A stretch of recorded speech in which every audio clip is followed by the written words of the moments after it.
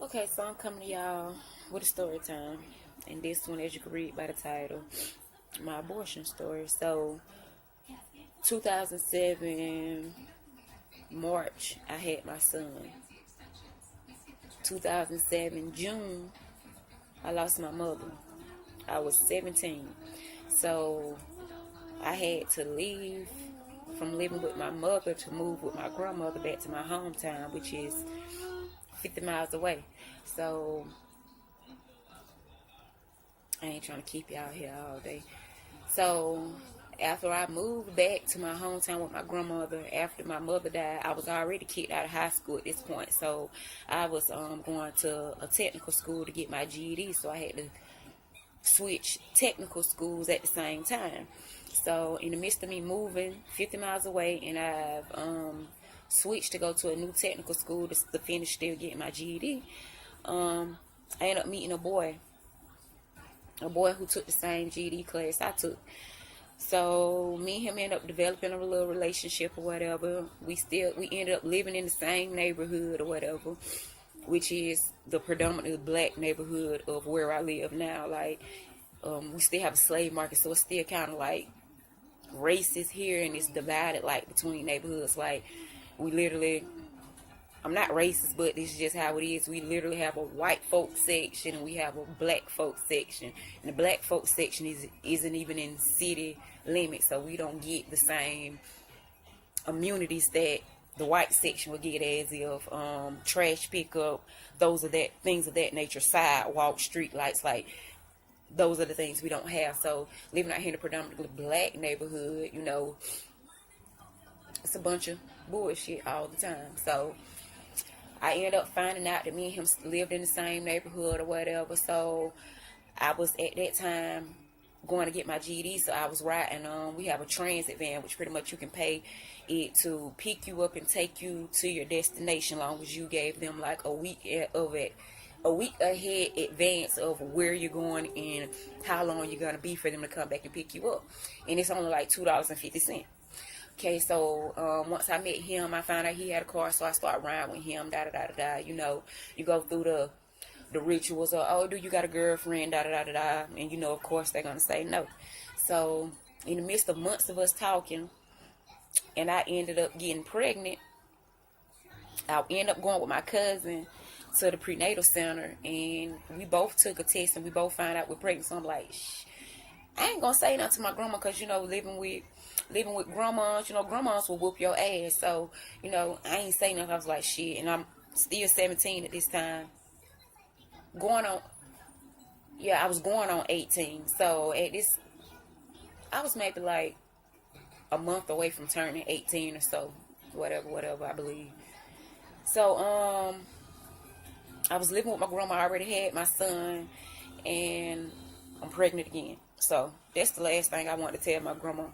So, it's real small down here. We only have one traffic light. Everybody knows everybody. You know what I'm saying? Like, it's only 2 grocery stores. We got, 3 gas stations. So, you can imagine it's small. Everybody knows everybody. Limited fast food places. Everybody knows everybody. We don't have multiple high schools, multiple middle schools. It's one of each. One middle, one high, one elementary. You feel what I'm saying? So, everybody knows everybody. And some kind of way, my grandmother, I believe the lady that took my pregnancy test at the prenatal center, she was older, and she was old enough to at least be my great grandmother.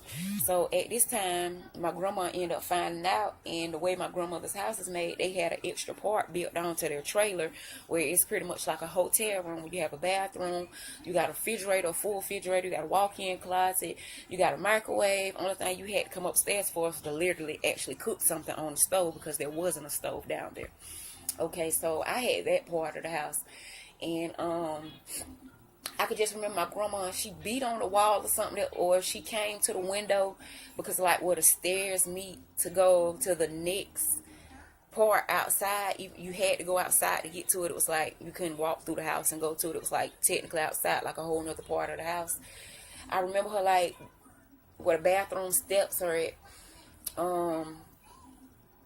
where the bathroom is, that's where the back door steps are at, connect there to go inside the house. And that's usually what she knock on the window to wake me up for school or to tell me like, hey, bring me something or da-da-da-da-da, whatever the case may be. And I could just remember her knocking or like yelling. And I believe she knocked on the wall because when I went upstairs in the house, she was laying in the bed. And so she was like, my grandma's like, my nickname Chucky or Star, just depending on what side of the family I'm dealing with. She was like, Chucky, you got something you want to tell me? And, in my heart, yeah, like I do, but I don't. So I didn't think she knew. So I'm like, no. So she like, you sure it ain't nothing you want to tell me? She was like, I was like, no. She was like, are you pregnant? And the only thing I could do was say, unfortunately. And she was like, oh, well, you gonna have to tell Sam. And Sam is my granddaddy, head of the household. You already know how it is going. So at this time, my granddaddy, he had been driving trucks for over like big trucks for like over 30 years. So he was still at work at this time. So he ain't even came home yet. So that was like the end of the conversation between me and my grandma. I just put my head down and walked off. So when my granddaddy came home, I was like, no, she called me and she was like, Chucky, ain't it something you want to tell Sam? And I'm like, so at this point I might as well just come out and tell it, because she done pretty much told it at this point, you feel what I'm saying, by even just coming up with that conversation. So I'm like, Dad, I'm pregnant. Oh, well, ain't no more babies coming here and da-da-da-da-da and da-da-da-da-da. And I'm the youngest of two children. My mom only had two girls, so I'm the youngest. And my oldest sister, at this point, she ain't even had kids. Like, she didn't lose her virginity till, like, she was out of high school and everything. Like, she was just one of those goody two-shoe girls. So after that, I ended up telling him, and it was like, oh, well, who is it by? And they kind of at this point had a clue who I was talking to. So he's deceased now, so I'm not gonna call his name, but they was like, yeah, I know it ain't by him up the road. And I was like, oh shit, here we go. So yeah, went through all of that. So I ended up telling him he ain't too much, you know what I'm saying, disown it. I remember telling him, because we got a room, I was like, well, like, my cycle's supposed to come on, like, Valentine's Day, so if, you know what I'm saying, like, you don't wear a condom or whatever, like, I'm pretty sure that I'm fertile, like, I done had a child, like, I just know now, like, I'm prone to just keep on popping them out at this point. So, you know what I'm saying, he didn't pay me no attention, so push came to shove, I ended up getting pregnant. So when my grandmother done found out, they wasn't happy because they wasn't fond of him and the things that he did or whatever, and they just weren't fond of him, period. So, my grandmother started looking into me having an abortion. So, in the midst of her looking into me getting an abortion, time was steady passing. So, I think it got up to the point where I was like 4 months. In the first place she took me that was locally, did like the sonogram and stuff. I wasn't able to look at the sonogram, and I could just remember, like, it was me, my grandma, and my uncle, and it was no choice. Like, it was like either you have an abortion or you get out. And at this point, I couldn't even get a fucking house, because I was working at McDonald's, and like that little bit wasn't even really sufficing to do anything. I was walking back and forth to work. I didn't have a car. I was living with somebody else, so it was like I didn't have what I needed to be on my own to be sufficed to keep this baby. And at this point, the baby's father ain't even trying to hear it or be there for me anymore. So the first place she took me, which was locally, after they did the sonogram, which you're not able to look at or whatever, they were saying like, oh, well, you're too far, we can't do it for you, and da-da-da-da. So I remember leaving there, and I remember when we were pulling in, it was people outside protesting with little signs and stuff, don't do it, your baby's life, and I'm just looking like, kind of scared, you know what I'm saying, but at the time, I didn't have any choice, and it was what it was. I had to. And when they told us that they couldn't do it, we have our family originated in Florida, so a lot of our family still stays in Florida. So I remember my grandmother looking up in Florida places for me to go in resolutions and things like that, that I could do. And adoption was never a choice. Just come to think about it, like I was never given a choice to like carry out full term and just get a baby up for adoption. That was never a choice, which is sad now just thinking about it. So long story short, I ended up She ended up getting me an appointment in Florida. She got me a bus ticket, made me go to Florida. So I went to Florida. And like the first day that I ended up staying with my uncle. So like the first day that I get down there, you know what I'm saying? It was just like the day before or whatever of the appointment, and we just chilled or whatever, you know what I'm saying? Went, ate, they cooked, and you know what I'm saying? Stuff like that. I went outside, chilled. That next day, it was an early morning appointment. I remember having to go, it was an actual hospital downtown. I am not going to say the name of the hospital or the name of the doctors or anything like that. But they have a clinic inside. And I remember going inside, and they ended up setting me up, and they were saying, like, for me to remove my pants and pretty much just to get undressed and sit on the table, pretty much like a regular doctor's appointment, and just wait. So I can remember just sitting there waiting, kind of anticipating, like, okay, what's going to happen? So they came in and they told me, like, explained everything, what was going to happen step by step before they did anything. So, you know what I'm saying, at this point, there's nothing I could do unless I'm just going to get my ass up and run. And so I'm sitting there listening, and I'm in the room by myself.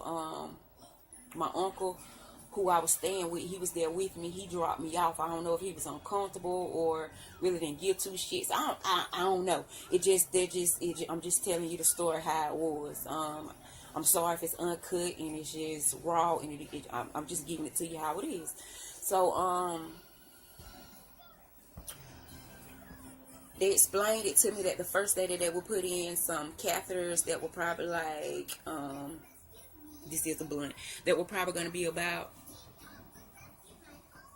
this long, and it was going to be about, I'm not remembering how many exactly it was, but I remember them saying that we're going to inject about this same size, length, and everything, color and all. So they were saying that they would insert these and they were supposed to be like they were coated in seaweed, and they had like medicine on the inside, and it was something to help me start to dilate, to get the abortion going, because at this point I was almost pretty much like 5 months now. Time has rolled along. So that day they implanted the little things that look something like this, about this same long, about this same width and everything. And they were just saying that I would go home and I would just need to rest, and I would pretty much be in pain for the rest of the day up until that next day when I came in, because it was a 2-day procedure. So when they inserted them into me, and they told me that I would go home, I would be in pain, and I would feel as if I was going into labor. I would feel contractions. I would feel like I wanted to push. Just the whole 9 yards. I would just feel like I was pretty technically in labor, but could not give labor. I would just be in pain, and there was nothing I could do until that next day. So basically that's what happened. I went home, I cramped, I felt like I wanted to push, I rocked back and forth, I walked back and forth the couple times that I could get up, because most times in intense labor you cannot walk. You can pretty much just sit there and just rock and roll around and look crazy and run and make all kind of crazy noise. So that's what I did. The next day I went back, and it was 4-day that morning, probably about like 6 o'clock. In this procedure here, I would be unconscious. I would not be alert. I would be completely out of it. I would be completely sedated, and they would go in and take the baby out. But as I know now, it was not just taking the baby out. I'm sorry, y'all. I got a burp. I'm sorry, I'm doing that awkward face. I would technically have to, well, what I know now as the factuals, they technically take like forceps, and they, when you go to the doctor and you have like a regular vaginal check, and they use the forceps, it would be like that. And they technically use tongues, and they literally pull the baby limb for limb, or however the case may be, to get it out. But in the midst of them doing that, they cut my small intestines. Now this is where the shit gets real. Now may I mind you, the first day they implant the things that looks like this, that help me dilate and start I guess, dissolving the baby or getting rid of the baby. The second day I go back, and it's the actual procedure where I'm completely out of it. I'm sedated. I don't feel a thing. And they're actually just ripping the baby limb for limb. I did not know that, and it's a little harsh. I'm sorry. I don't know no other way to tell it but to tell it. And in the midst of them doing that, they cut my small intestines. And when they cut my small intestines, I immediately wake up. And I'm feeling like, I guess if you were to be stabbed, this would be the feeling that you would get, because I have never been stabbed or shot or anything of that nature before. But it's feeling like somebody stabbed me, so it's like I can feel myself bleeding out from the inside, and I'm just feeling excruciating pain as if somebody just repeatedly stabbed me in the same spot over and over, and maybe adding salt to it. Stabbing me and like, huh, bitch, I'm gonna put salt on it. So this is what I'm feeling the whole time. So I'm gonna show y'all how my legs were. So I'm technically sitting here with my legs open this way, open forceps, just lean back. But when I feel the pain from when they cut me, I immediately wake up, and I'm just like, I can't move my legs because I'm still, you know what I'm saying, sedated. So I can't feel my legs, but I can feel everything else that's going on. So I'm like, oh, and I just immediately start cussing like, oh my God, oh shit, and I'm just totally losing. And the next thing I can remember is I black out, I come back awake, and I can remember them yelling out codes, just different codes, and stat and pronto and get her there, and I could just remember I remember waking up on the stretcher at this point, and I'm in the elevator, and they're taking me downstairs. And when I get downstairs, it's like shit just got a little bit realer.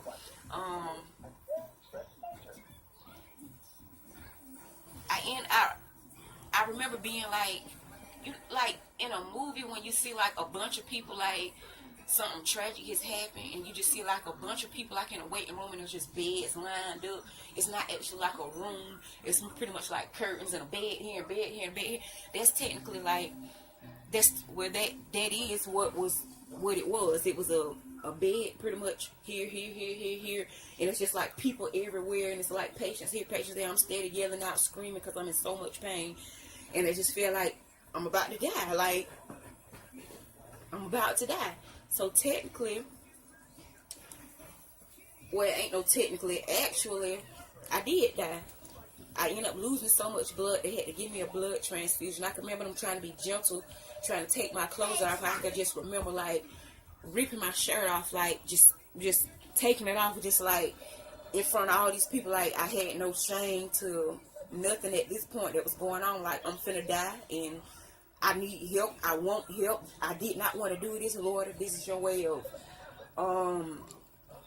punishing me or telling me that I'm wrong or whatever the case may be, like, I was feeling it, and I felt the guilt, and I felt the pain, Lord. I felt the pain, whatever you were trying to tell me. I felt it. So, transfusion, and then next thing I know, I wake up and I'm in ICU. So when I wake up and I'm in ICU, like, I'm going, you know what I'm saying, you wake up kind of delirious and like, where the fuck am I? Because, you know, it's a new surrounding, so, you know, you got your senses are trying to come to, and you're just like, fuck. And then once I see like all the IVs, I'm like, oh shit, got real, like real, and I could just remember just like being in there alone, and like when I went in for the procedure, I just had like my hair in a ponytail. So in the midst of like them rushing me downstairs and all the commotion going on, you know, being an African American woman, what type of hair we have, I'm not mixed, so you know, I ain't got no good hair. So my hair just like everywhere, and it's rough, and it's sticking all up on my head. And I've been in ICU at this point for like 2 days, and I couldn't get up to pee. I had a colostomy bag. Not a colostomy bag, I'm sorry. I had a catheter hooked up to me that was hanging from the side of the bed, so I wasn't able to get up. I couldn't walk. I was pretty much just depending on whoever was there, because, like, I had family there, but they weren't there when all hell broke loose. So I pretty much was dependent on nurses and, you know what I'm saying, doctors or whatever to help me and do whatever I needed to do. So the third day of me being in there, I'm still, you know what I'm saying, they still doping me up. I'm still in ICU, and I'm still coming and going or whatever. And I remember them.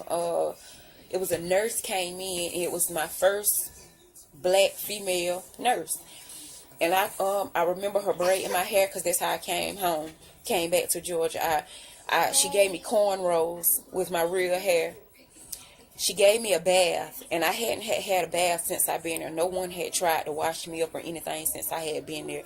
And I'm not saying like, oh, damn, what they was supposed to, you know what I'm saying? No, I understand shit happens. I wasn't supposed to be in that predicament from the beginning, but it was what it was. So she came in, the lady braided my hair. She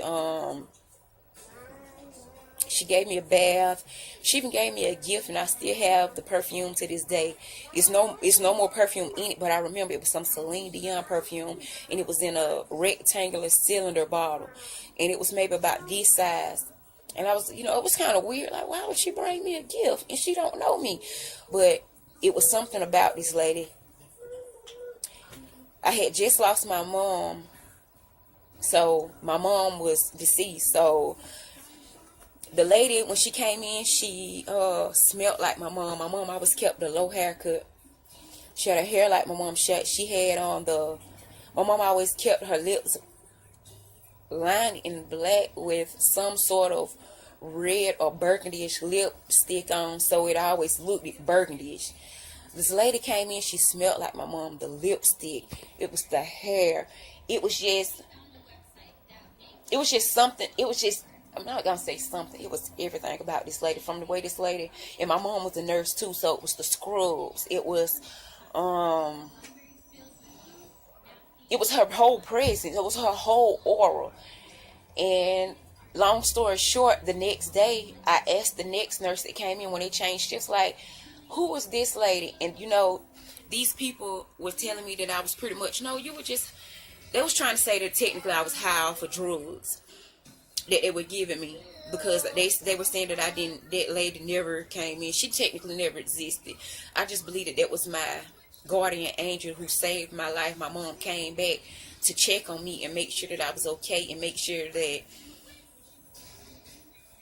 I guess, so that I didn't feel alone, because like I said, I felt alone the whole time I was there. I felt like my family kind of didn't care at that point. It was just kind of like it was what it was up until the lawsuit and all of that came about. And a lot of my family may still say I'm crazy, because I felt so alone with the child's father just leaving me cold turkey like that because he had another girlfriend. My family, you know what I'm saying, they made me get an abortion. Then when it came down to it and I almost lost my life behind it, I still felt alone. So I think that was my mom's way of saying, like, I'm here with you. You aren't alone. Like, I see you, I feel you. I'm just here. And that's just kind of it. And years later, I have my daughter now. I did suffer a miscarriage in between those years, after the fact that I had the abortion. And I did cry because I thought God was just punishing me for having an abortion. And I repented and I cried so much, and I talked to God, and I just let him know that, like, God, this wasn't my plan. Like, I didn't plan to do that. If I had to do it alone the same way I did it with my first child, I was prepared to do that with my second. No matter how bad I had to struggle or be alone or feel alone, I was just going to do that because I feel like my kids are my kids. And they are a blessing. And when I get older, I want somebody who can keep me company and talk to me and let me know that I'm loved and I'm appreciated as well. So I always felt like, you know what I'm saying, maybe I wouldn't have any more kids because of that. But, I cried to God, I prayed to God, and I just let him know that, like, that wasn't my plan, and I understand his plan, and just to forgive me and forgive others who made me do those things that I did. So that's my story.